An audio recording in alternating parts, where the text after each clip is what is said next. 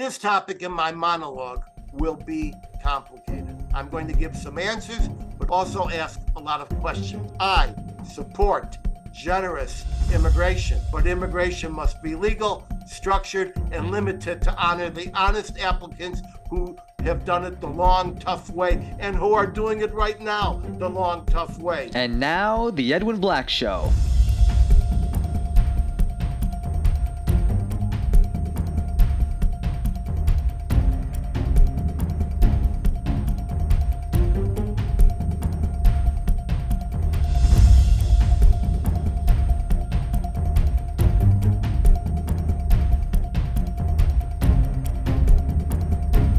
Sponsored by the books of Edwin Black, available on Amazon and at booksellers worldwide.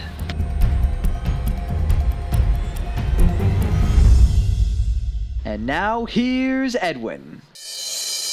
Welcome to the Edwin Black Show. I'm Edwin Black, investigative journalist, historian, and author of IBM and the Holocaust, Internal Combustion, British Petroleum and the Red Line Agreement, and numerous other books in 200 editions in 40 languages in 190 countries worldwide. If you like our show's content, spread the word. You may subscribe for alerts at theedwinblackshow.com. If you want to support our work, please visit theedwinblackshow.com/support. Your help, big or small, assures our complete and utter intellectual and uncensored journalistic independence. We have solidarity today from many national organizations, such as the Emerson Family Foundation, the Fuel Freedom Foundation, the Israel on Campus Coalition, as well as Stand With Us, JNS, the Israeli American Council, EMET, American Association of Jewish Lawyers and Jurists, Scholars for Peace in the Middle East,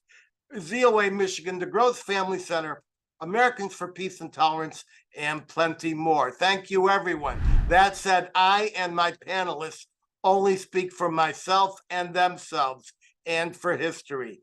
Today's episode is sponsored without any preconditions, requests, or stipulations by the Israel on Campus Coalition, which is working every day to improve campus life for everyone. Today, we welcome guests from across America, including our 4 watch parties in the villages, Newton, Mass, Chicago, and Tampa Bay. Hi, Harvey. I'll see you soon.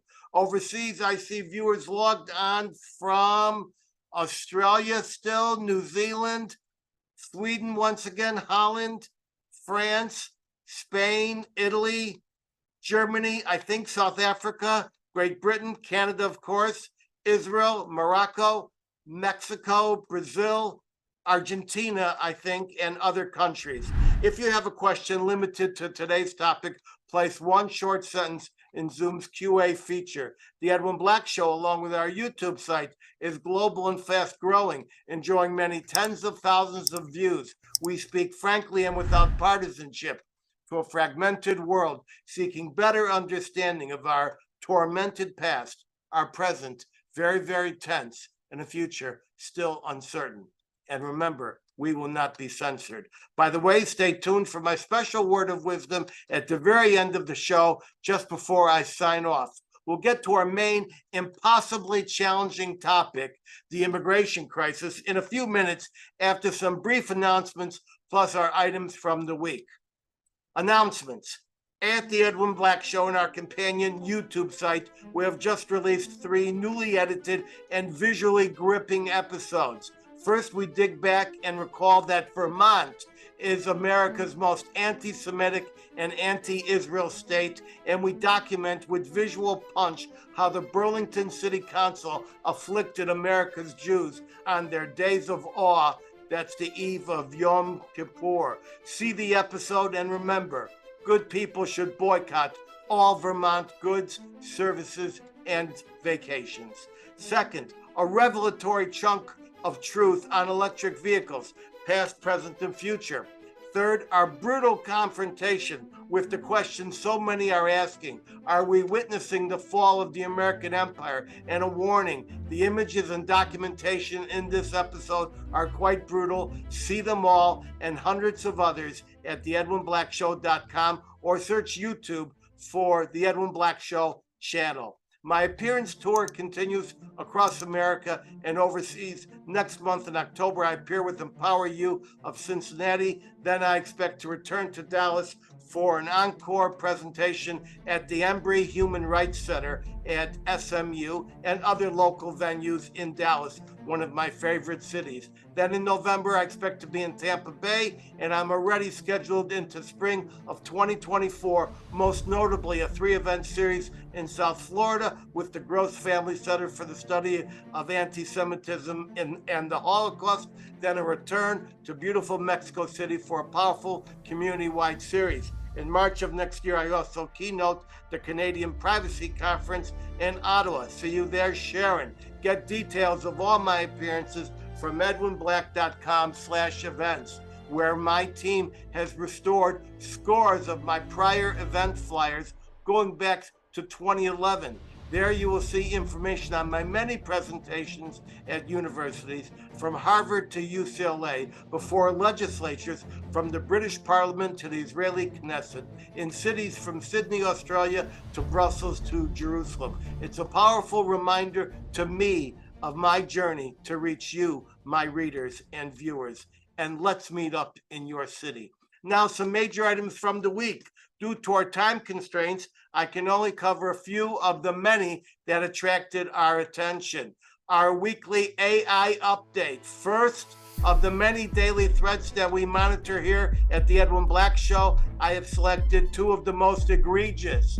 First, it seems that criminals and bad actors are using AI systems to create an endless stream of online pornography with fabricated images that can create, distort, or twist any scenario designed to appeal to every sick impulse. It's creating a monster database of individual conduct that easily penetrates anonymity and will be the precursor to widespread extortion.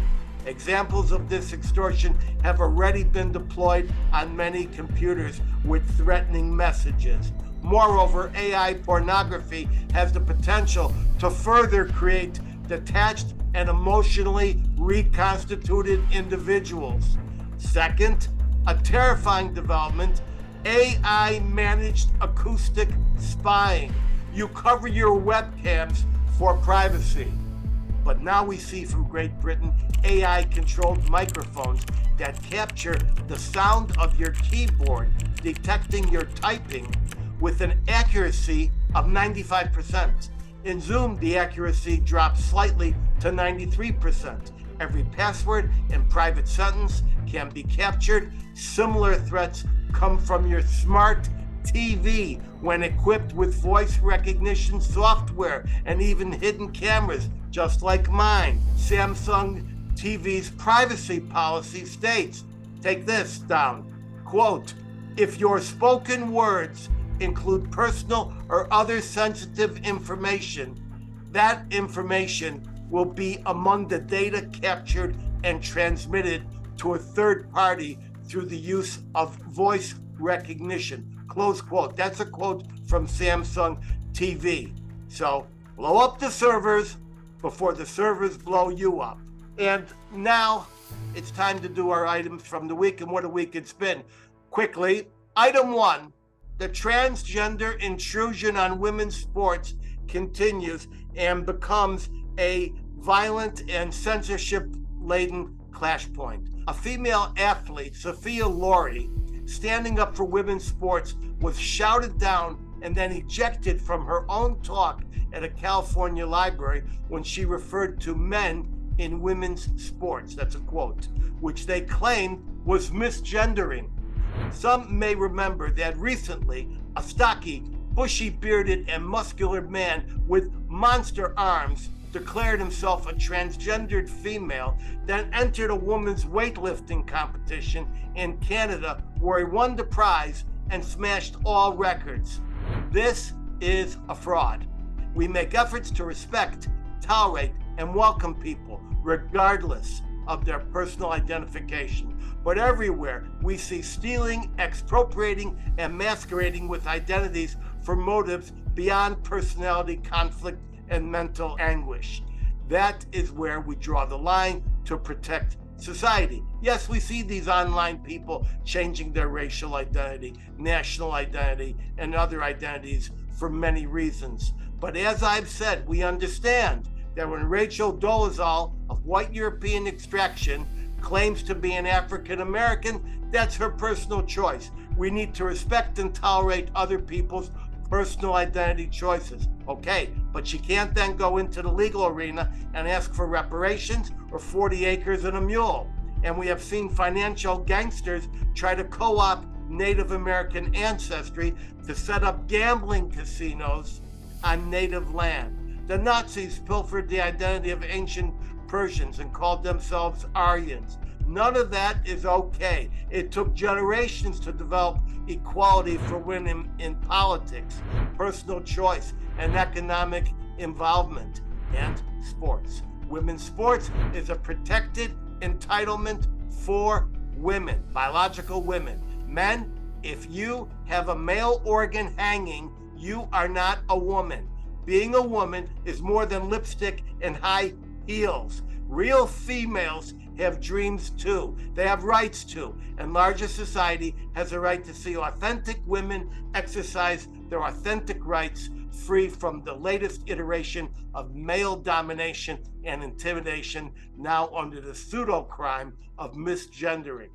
Item 2 returns us to the continuing saga of the Joe Biden crime family and their extraordinary years-long racketeering enterprise of extortion, influence, peddling, tax evasion, and money laundering, all laced with the dope trafficking and sex trafficking of Hunter Biden. Not only do we see 20 shell companies designed to mask unexplained millions from Russia, Ukraine, Romania, and China, with 10% for the big guy, now we learn that Joe Biden, while he was vice president, used not just one, but 3 aliases.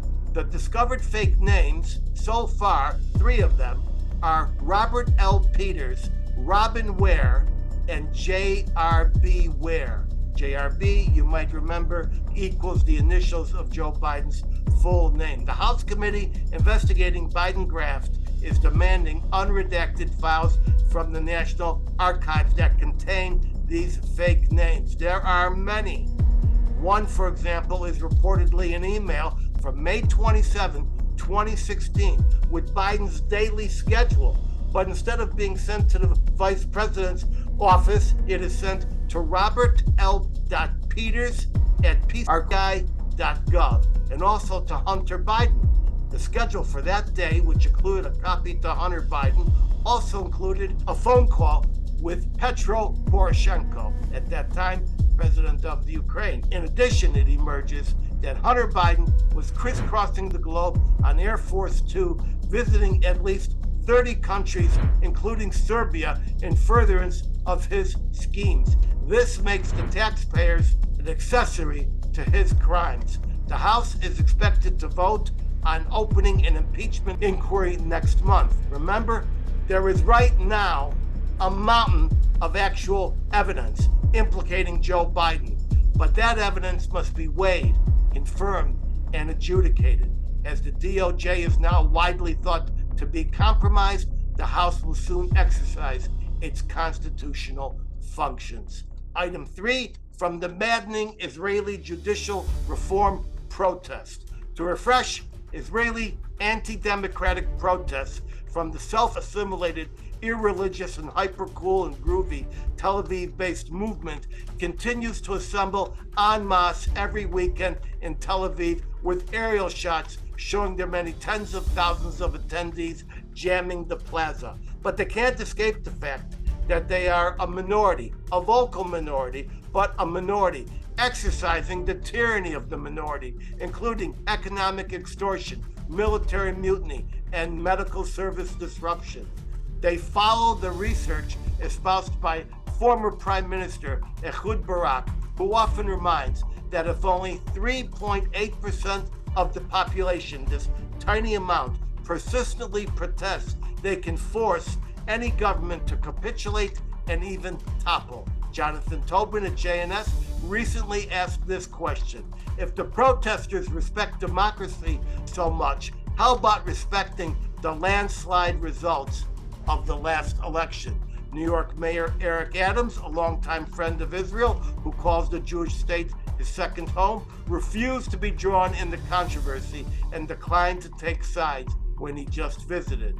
This whole pretend democracy protest movement becomes important because despite its attempt to predict the immediate and imminent collapse on all sides of the Jewish state under the hated Bibi Netanyahu, Bibi's government has achieved stellar results. Economically, despite fake news, sky is falling reports on the high-tech sector, tens of billions of dollars have been invested in Israel in just the past few weeks. $25 billion alone from Intel and another $7.2 billion from Amazon, just to mention two. No wonder Tel Aviv is a city with 35,600 millionaires, 2,260 people worth more than $11 million. And get this, 11 billionaires in one city. But Bibi's government has also scored many diplomatic breakthroughs. The most dramatic is a potential diplomatic eruption of relations with Saudi Arabia. The kingdom is changing under its modernistic new leader, Mohammed bin Salman Al Saud, also known as MBS. There is a lot of speculation about what might occur. And now to today's too hot to handle, hot button issue, our immigration crisis. This topic in my monologue will be complicated. I'm going to give some answers, but also ask a lot of questions because this topic has too many answers and not enough people are offering questions. First, let's get this out of the way.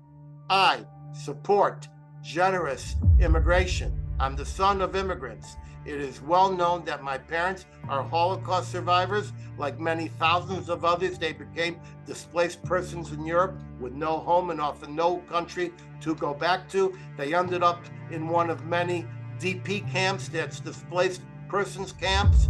They waited 2 years for a number to apply to enter this country. They did enter legally and spent years learning English, practicing for the citizenship test with night classes, and joined one of the many local survivor groups called the New Americans or the New Citizens. Like all immigrants, they became fierce advocates for and defenders of the United States of America. Despite the warning placards at my father's place of work at Chicago's South Shore Country Club, no Jews or dogs, despite the fact that we hid in our apartments with the shades down on Easter, fearing a Kishinev-style pogrom, despite the fact that we knew there were many places in Chicagoland where Jews could not work, Jews could not walk, and Jews could not live. They and we cherished this wondrous country because America was a paradise better than anywhere in Europe, with its never-ending inherited generation to generation and violent anti-Semitism. I know and befriend immigrants of all descriptions. 99.99% of them are here for one reason: work hard, make no trouble, and raise children more fortunate than themselves. This country is built with bricks laid by immigrants who struggled to get to this country, plus 388,000 Africans who were drugged here in the bottom of boats. They all had one thing in common. They represented cheap labor that could be exploited to make the man in the big house rich. And after that man became rich, immigrants helped those rich man's families become even richer. Eventually, some of those immigrant generations joined the ranks of the middle class and even the rich people, the affluent. There is no America except for immigration, but immigration must be legal, structured, and limited to honor the honest applicants who have done it the long, tough way and who are doing it right now the long, tough way. During the last fiscal year ending 2022, almost 1 million Americans were naturalized and are now card-carrying citizens. But the history of migration in the world and immigration to the U.S. is fraught with appeals and passion, anguish and argument, hatred and skin boils of supremacy, many of which remain unlanced. Today, the nation sits on a constantly toppling, shifting tower of unequal access and treatment in immigration matters. Right now, more than 40 million people in the United States were born elsewhere, and we could only guess that a quarter to a third of them are illegal aliens. 9 million came across the southern border since Joe Biden eradicated our southern border protections. In 2 years, that 9 million could become 20 million. The inspiring poetry on the Statue of Liberty is no longer the operative commandment. Give me your tired, your poor, your huddled masses yearning to breathe free, the wretched refuse of your teeming shore. Send these, the homeless, tempest-tossed to me, close quote. Those masses, they're huddling all right, but it's outside the Roosevelt Hotel in New York City and many other locations too numerous to cite. Illegals have become the convenient football of Republicans and Democrats alike, exploited, blackmailed, their daughters raped. They are expected to become the new underclass in this country, cleaning, mowing, dishwashing, and doing other jobs that arrogant people claim Americans are too uppity to do. If I hear just one more person, that includes you, Sam, just one more guy, say they're here to do the jobs other Americans refuse, I will let loose. Jews in Europe fought for and died for the right to till the soil and pick crops. The nation of Israel was founded on that agrarian connection. But we cannot now operate a 21st century immigration plan on 19th century principles. Everything has changed. In the 19th century, much of the middle of the country was empty. We were literally giving away land to all comers. In the Preemption Act of 1841, settlers who had settled or squatted on land could file a claim for up to 160 acres if they filed at the land office. The Federal Homestead Act of 1862 gave 160 acres free to any head of a household, widow, or even a single person who was at least 21 years of age, on the condition the homesteader improved the land with crops and a minimum dwelling size of 12 feet by 14 feet and reside on it for a minimum of 5 years. From the 1850s to 1871, railroads began receiving free public land from states. In 1850 and moving on, it was massive. Minnesota, for example, approximately 10 million acres, or about 20% of the state's total land, was granted to railroad companies. The railroad grants included lands sometimes 40 miles on each side of a proposed rail line. Nationwide, 131 million acres were granted to railroads. Steamship companies and railroads worked in league to bring in masses of Germans, Russians, East Europeans to live and settle in all this land. This included 45,000 European Mennonites who brought their secrets of winter wheat, which displaced German wheat growers in Europe, and in the last years of the 19th century, it impelled 1.5 million Germans to immigrate to this country, and mainly that was in the central and upper Midwest. There is an immigration concept called absorptive capacity or economic capacity, and America is no longer the land of endless opportunities or endless capacity. Immigration was an open door in this nation until the Immigration Act of 1924 limited the number of immigrants allowed into the United States through a so-called national origins quota. It was the scourge of progressive eugenics infecting our national and international policy.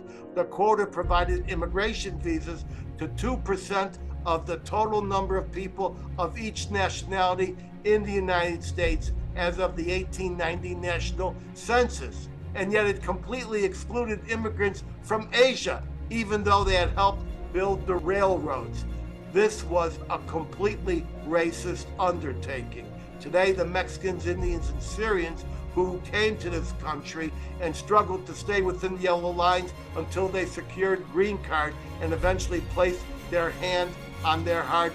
Today, they can only look at what is happening before them. But we must now ask ourselves, who is entitled to be a citizen? Who has the right to vote?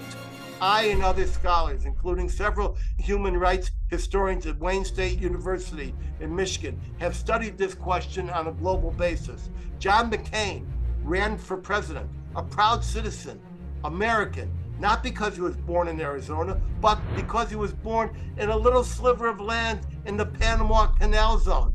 Is the square meter of land beneath your feet the basis for citizenship? Does territorial conquest convey citizenship? That's what the Nazis, Stalin, and the British Empire did. Putin just waved his pen and annexed provinces of the Ukraine, drafting those citizens into his army to fight their own neighbors. Who can vote? Puerto Rican citizens cannot vote in federal elections.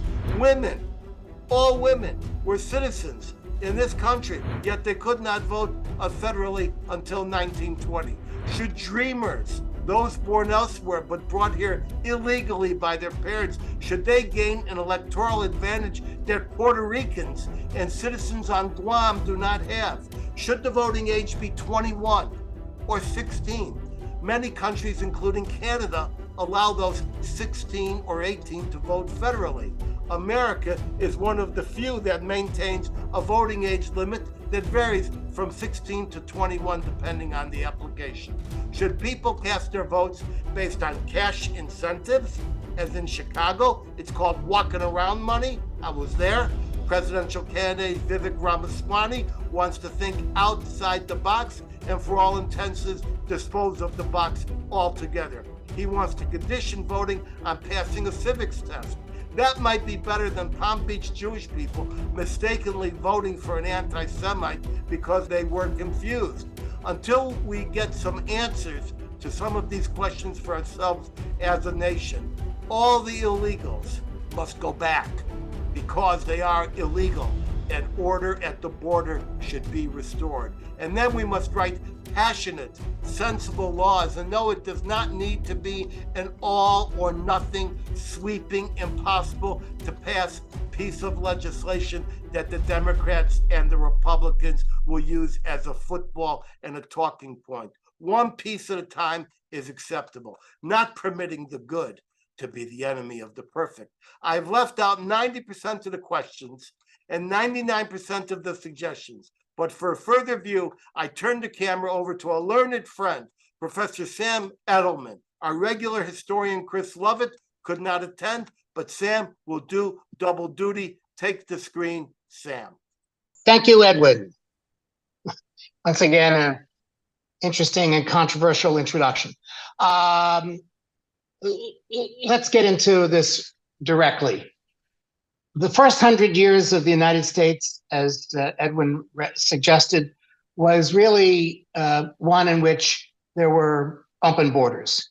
The United States did not have much legislation dealing with immigration. In the 18th and 19th centuries, the borders, especially in the South, because of the massive purchases of land from the United States in the Louisiana Purchase and the Gadsden Purchase and others, borders along the Mexico southern border were essentially open, and there was open movement.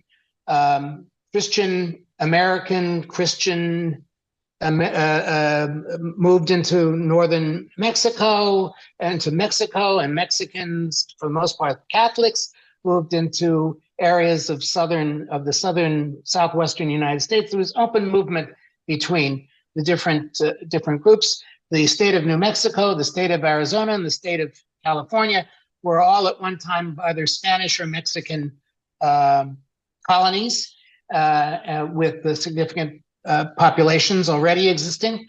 So there was an open border situation for the first 100-some years of the United States.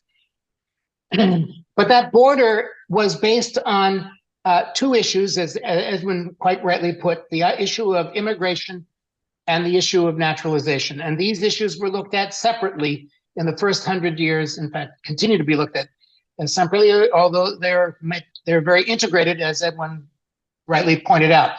The Naturalization Act of 1790 was the first federal law to govern naturalization process, but it restricted naturalization to white immigrants. So right from the beginning, from 1790 on, we see that immigration policy was basically a racist policy in the United States. It was also driven by economic demands, as Edwin quite rightly put. Big business in the United States, from the railroads to the industrialists to all the different groups that were interested in expanding into the West, needed immigrants. They needed cheap labor.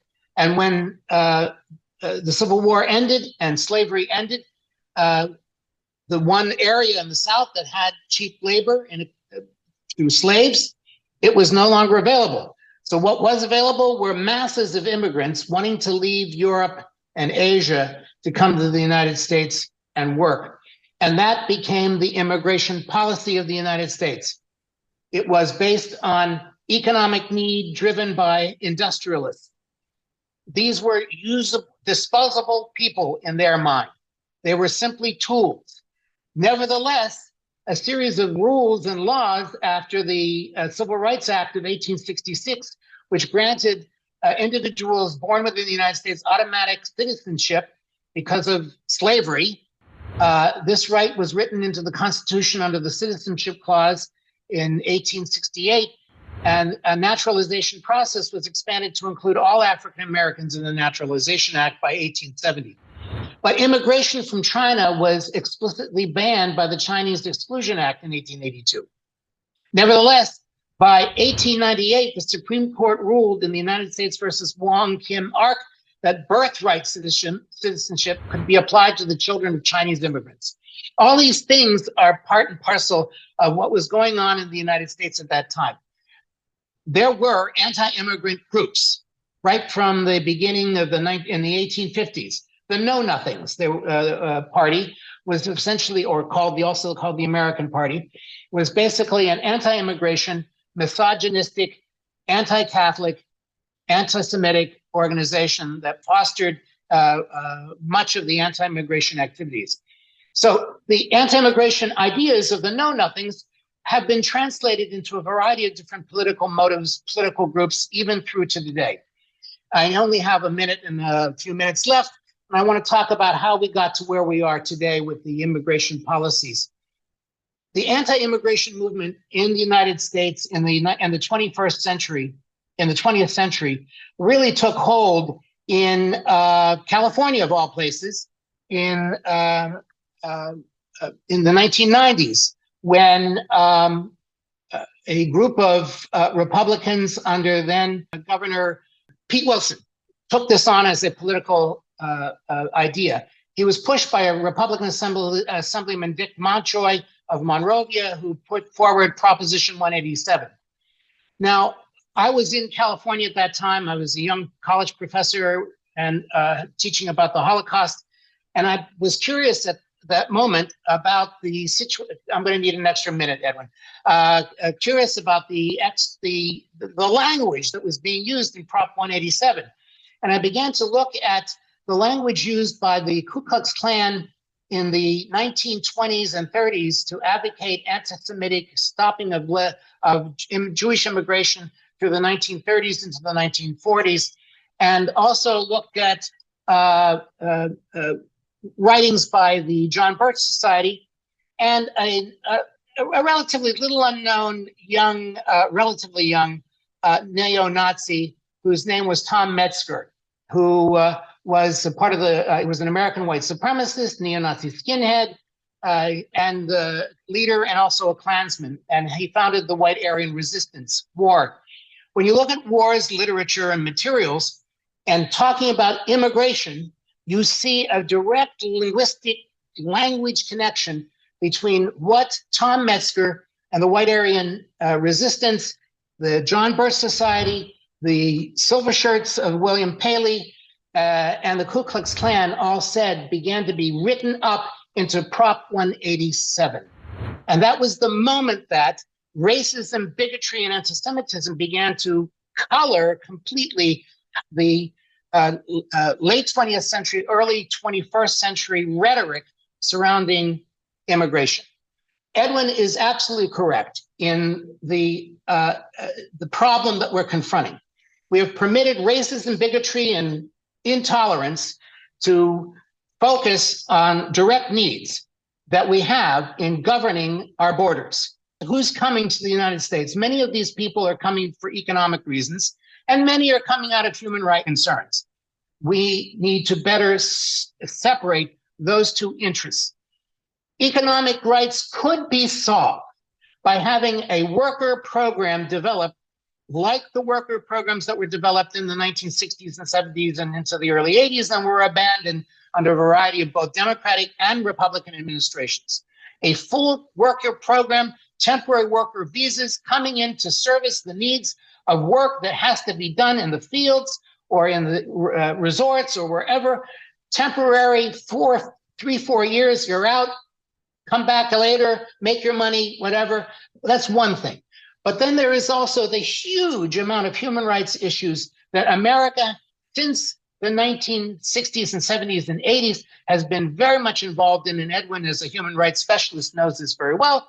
We owe it to the rest of the world to be able to be a place for refuge for those who are suffering under autocracies, who are being persecuted. We as Jews, Edwin and I, have seen the result of when we stop immigration over these human rights issues in the United States.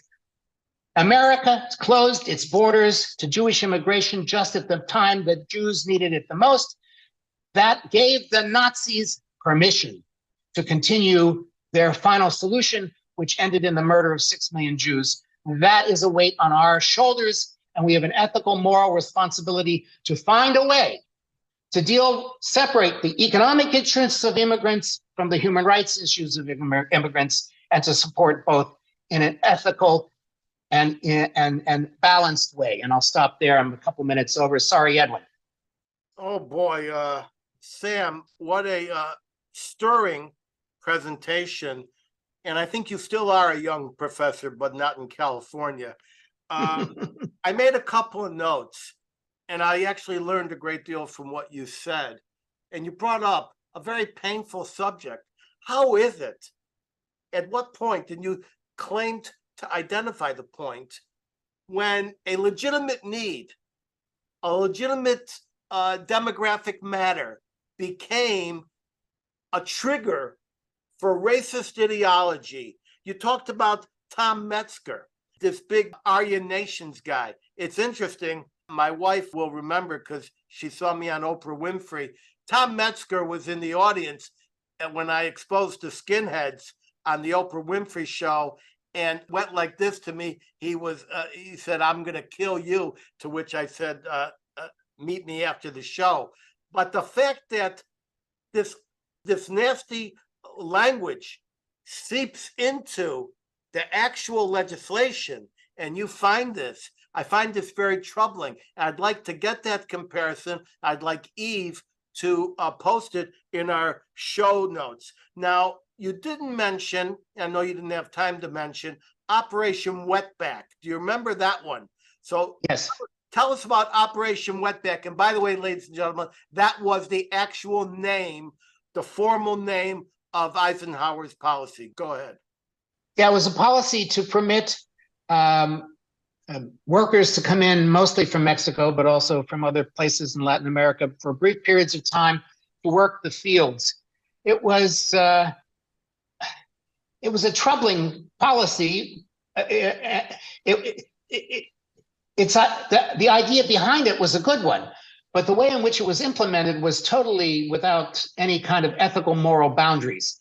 And workers were treated with the conditions that were horrible.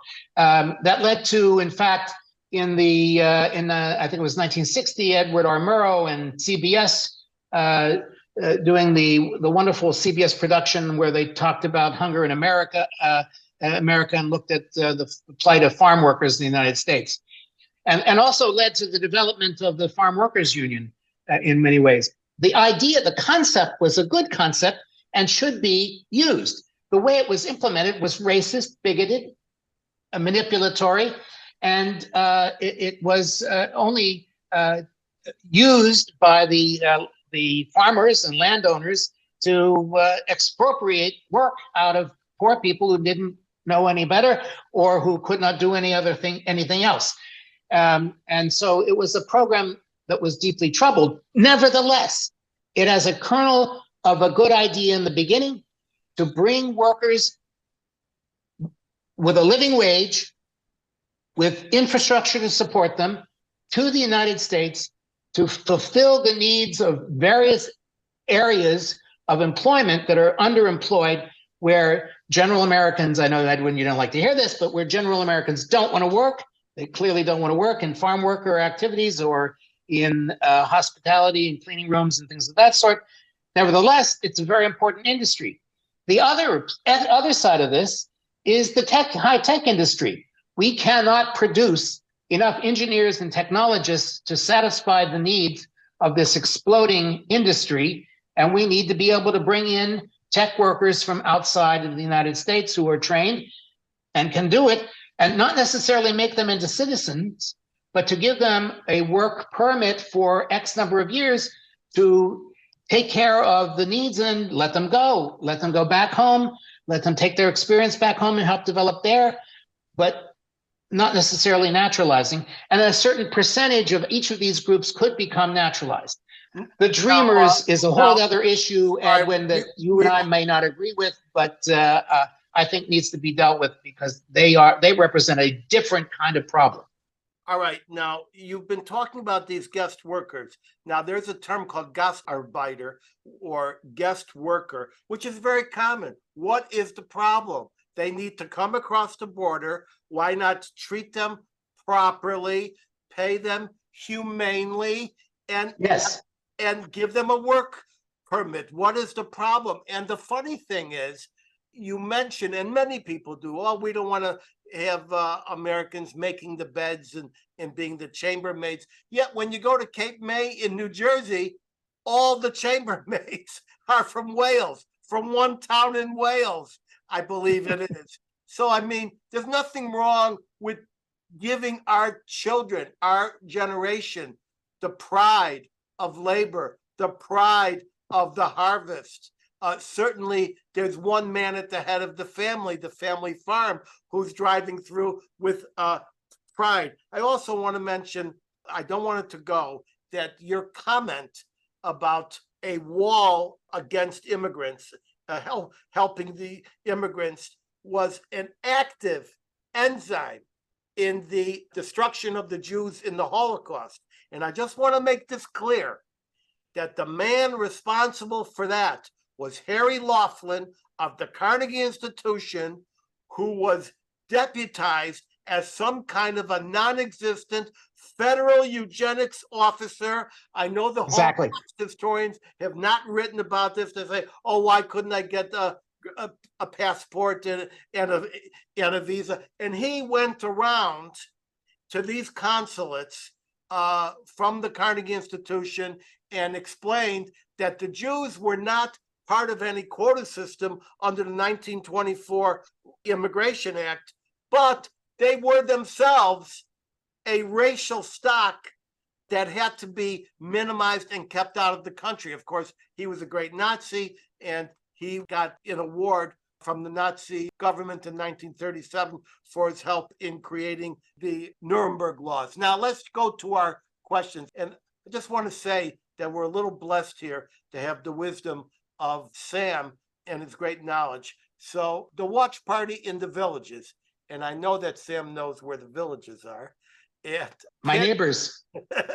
And can we expect to remove millions of illegals? I'm going to answer on a couple of levels. One, it's impossible. Two, we must. And three, if we don't, we have a two-tiered system. We have a system of people who did the right thing, stood in line, paid their dues, whether it took 1 year or 4 years, and a bunch of other people who didn't.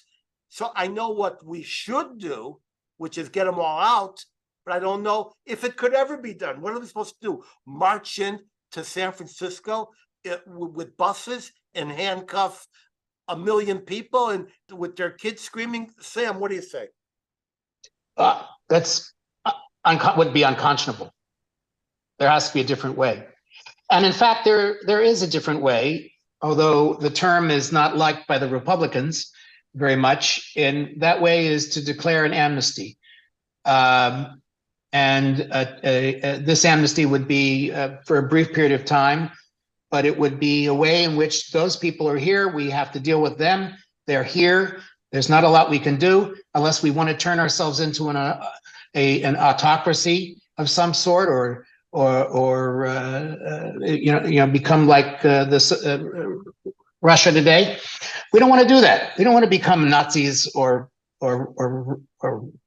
Russians in this world today.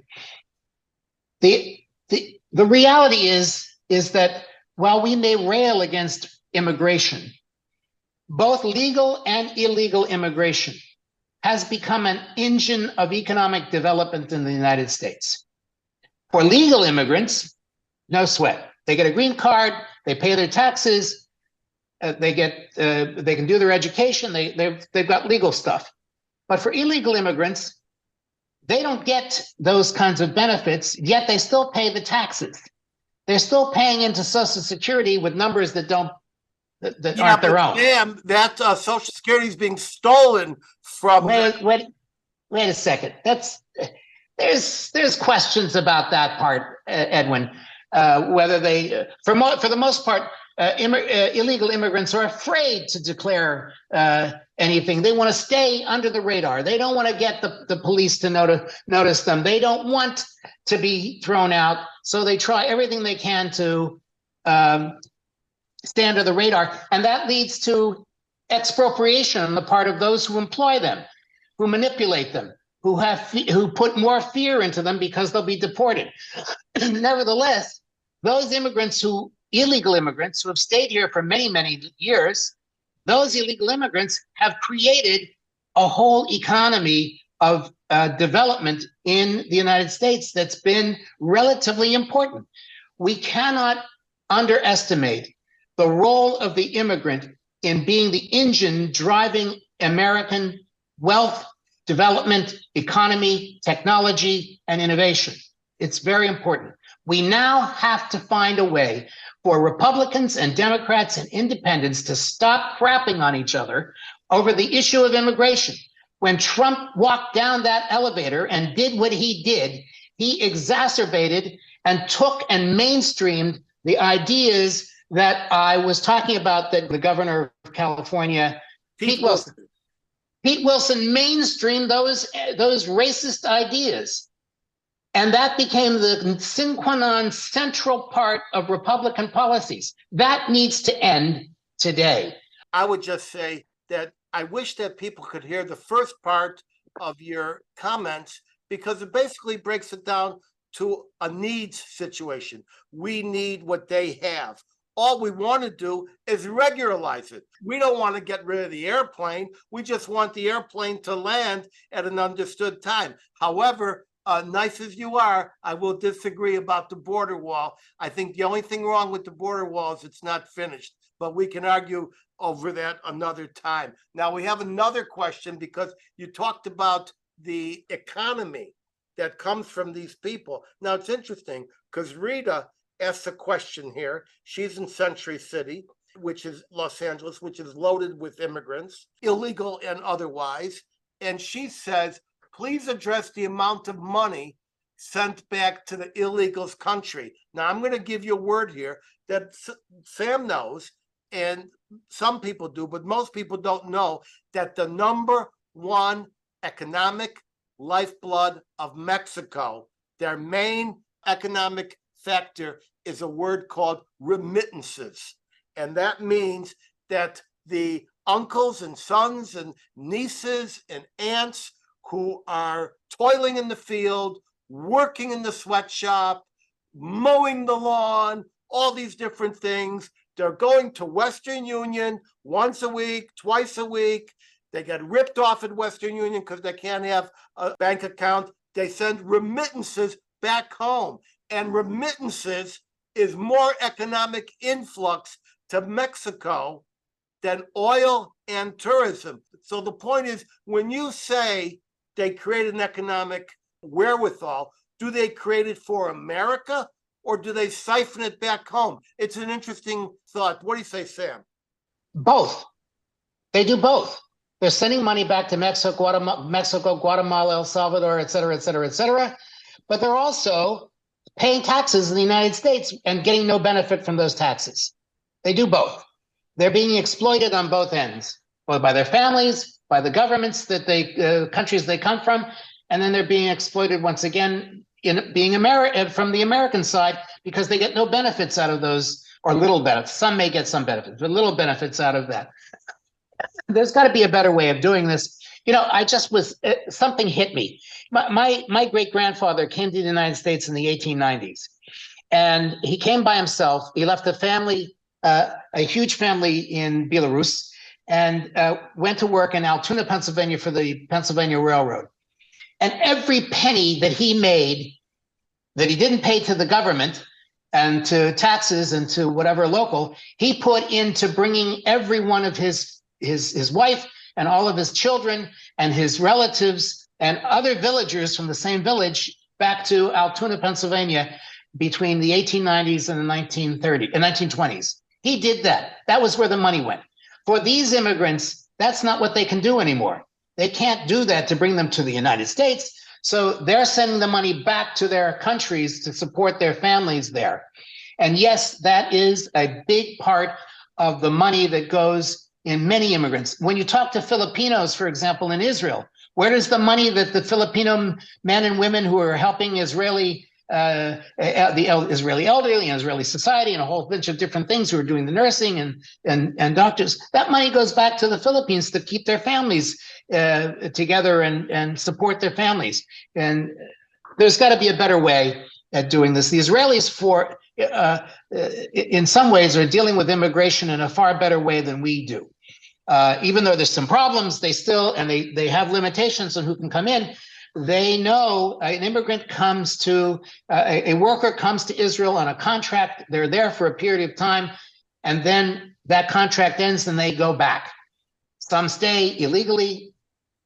They get caught, they get sent back, but for the most part, they go back. That's the way it should be here. And when I was in Israel a couple of weeks ago, I saw so many Thai and so many Filipino, and these people are not permitted to be exploited.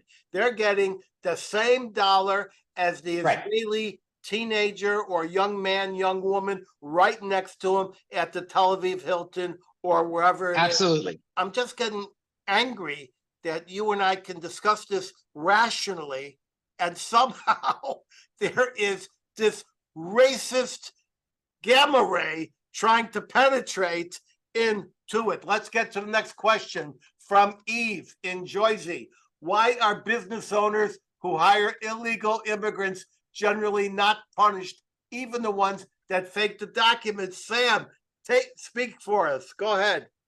I can't answer that because that's where one of the problems, and this is not new. Since the 1800s, the owners, the business people who have been manipulating and expropriating work from immigrants have been treated the same way. The immigrants are the ones that are punished, not the people employing them.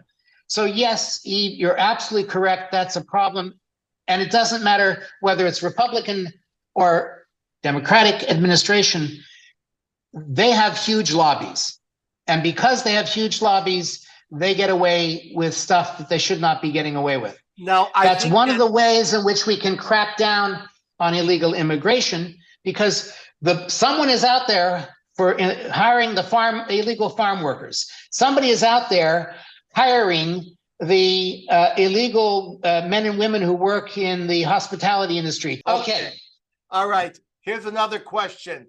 This is from the Watch Party in Newton, Massachusetts. And I know that my friend Sam knows that Newton, Massachusetts is the home of the Fig Newton. You knew that. Admit it. You knew it or you didn't know it? No. All right, well, now you know. Should voting rights be automatic upon citizenship? Speak. Yes. That's the sine qua non of the beginnings of the United States. you become naturalized and become a citizen, you vote. I don't think there's any reason why not. You know, we've got I a lot would of people. I We've would got a dis- lot of people here in the United States who, the naturalized citizens often are far better and more knowledgeable about what's going on voting than some of the Americans who've been around for generations who are ignorant of what's going on. So who knows? I mean, I don't necessarily agree, because in many nations, you have residential rights, you have citizenship rights, but you haven't earned electoral rights. Like I said, I don't want the dreamers to, by means of an illegal act that they did not design, but were brought along to gain an electoral edge over Puerto Ricans. And I just want to remember that women in this country, in fact, most people in this country in the first century, let's use the word majority, didn't have the right to vote, if we could be honest with ourselves. So I've heard Vivek Ramaswamy, and he's not a politician. He's a little goofy. He's a demagogue. Okay. Spoken like a true Democrat. I listened to him last night and I was appalled, but that's all right. All right. Spoken like a true Democrat. But in any event, I think that we really need to think about what's better. And we have a question from the Watch Party in Chicago, which I'm going to throw in here. Votes in Chicago are a joke. They're all controlled by the machine. I know, I was there. So I want to tell you something. What's better? A bought and paid for vote, a vote that is a mistake in Palm Beach for Pat Buchanan when they thought they were voting for somebody else, an unintentional vote, or a knowledgeable vote? What do you think? Be honest. I'm not going to answer that question. A vote is a vote. It's between you and what you do in that ballot box when you vote. If you're ignorant and you vote in an ignorant way, I can't deal with that. That's a philosophical issue I just don't want to go into. I want to go back to the dreamers, though. The dreamers are young men and women who are here because of nothing that they did, except be born. What do they deserve? Do they deserve instant naturalization? I'm not willing to go there, but they deserve to be into a process where they eventually get that naturalization. Those young men and women who volunteered to be in the U.S. Armed Forces over the last 20, 30 years, who came from illegal families, should they get instant naturalization? On that case, I would say yes. They've sacrificed themselves. They put themselves at risk to save Americans and fought for our country, and they deserve a benefit. So there's got to be a process involved here, a logical, rational process devoid of racism, devoid of prejudice, devoid of bigotry, that leads to decisions about how to deal with the vast numbers of people who look at the United States and say, I want to be there. All right. So look, I'm going to just comment this way.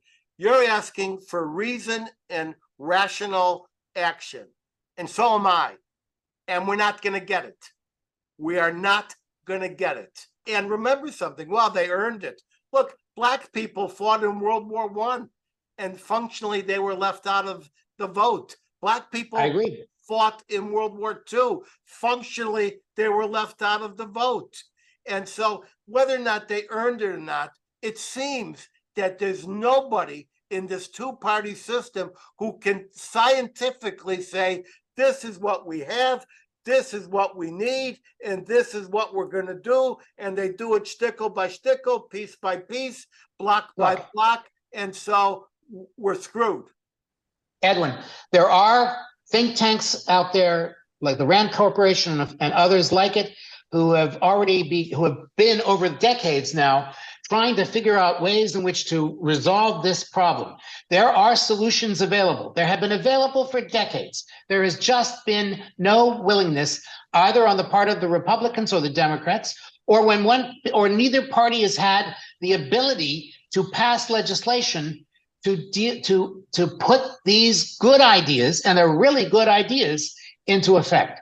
We need to somehow bridge the gap and say to both Democrats and Republicans, put aside your partisan crap on this issue alone and work it out. And stop using immigration as a tool to rile up people's passions, like Viktor Orban has done in Hungary, like the Polish government has done, like the Spanish government is doing, this, like the various European right-wing governments that have been actively using immigration, like in France with the right wing in France, to whip up passions of hate. We need to stop that. I'm just going to close it by saying that the tenor of your remarks, the way you just phrased that, telling me that there have been studies and proposals for years and decades, nothing's been done. And I myself, in researching for this episode, found more programs, solutions than you could shake a stick at, proves to me that right now we're in complaint mode. Right now, we do not have the seichel, that's Yiddish for wisdom. We do not have the seichel to solve this problem. And as long as we don't solve it, we're going to have a crisis at the border. We're going to have narco-terrorism at the border. We're going to have the profound exploitation of innocents crossing through the desert. And all we can really do is complain. And now I'm going to complain that we're out of time. I want you to hold everybody for my closing word of wisdom, just 1 minute away. But first, I want to thank my esteemed and knowledgeable guest, Professor Sam Edelman. I also thank my talented international team, including Sims in South Africa, Carol in Maryland, and Virginia in New Jersey, for their outstanding work, as well as many others in numerous additional cities around the world. My team, each of them, is comprised of very dedicated people. I and we all owe them. I'll see everyone back here next week at 3 p.m.